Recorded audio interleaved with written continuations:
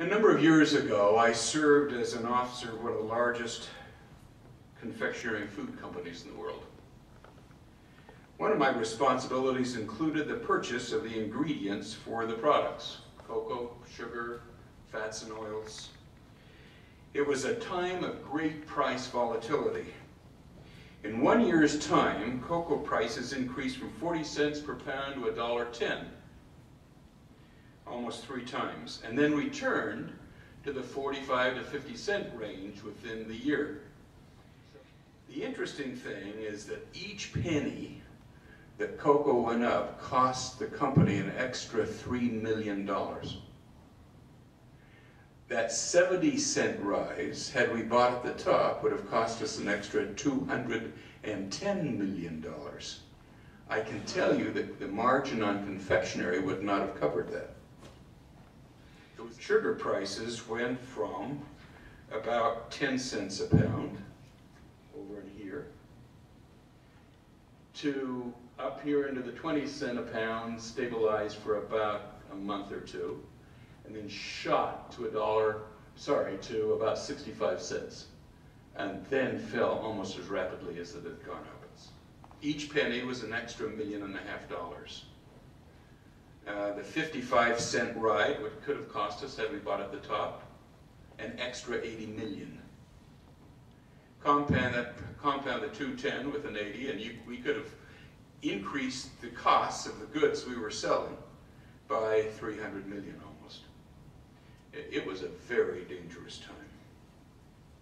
Purchases and sales were made over the phone, with paperwork and signatures to follow. One's word was one's bond.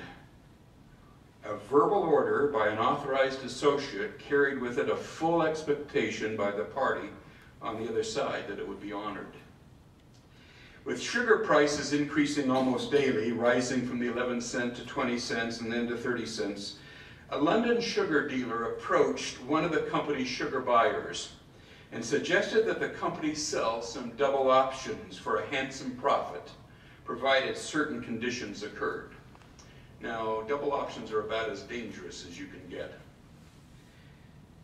The options were structured in such a way that as long as sugar prices remained between 20 cents and 40 cents, the company made money.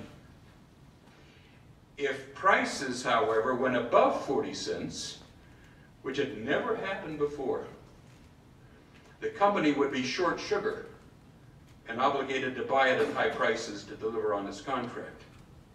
If the price fell below 20 cents, we would be obligated to buy sugar at higher prices, and that would cause a loss as well.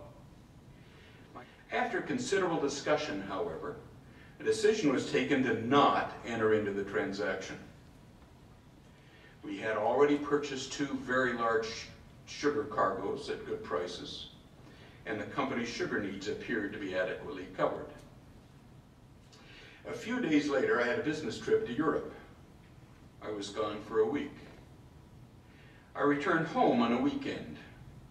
On Monday morning at 6 a.m. in the morning, I received a telephone call at my home from a sugar dealer in London, the dealer who had offered the double options. I asked, "Why are you calling so early?" His response, "You owe me $1 million.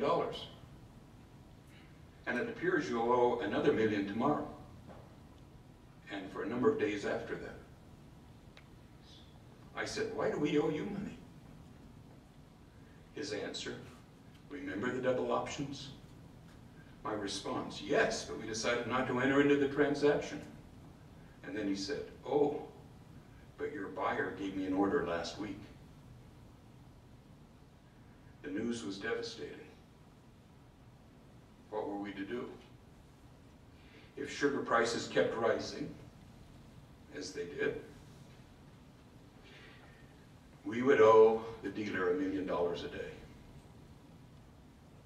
The irony is that the company's sugar buyer had left over the weekend for vacation. Upon arriving at work, I discussed the matter with the company president and the financial vice president and one of my purchasing associates. The president and I discussed at length the trust that had been broken by our employee, and what would happen to him upon his return.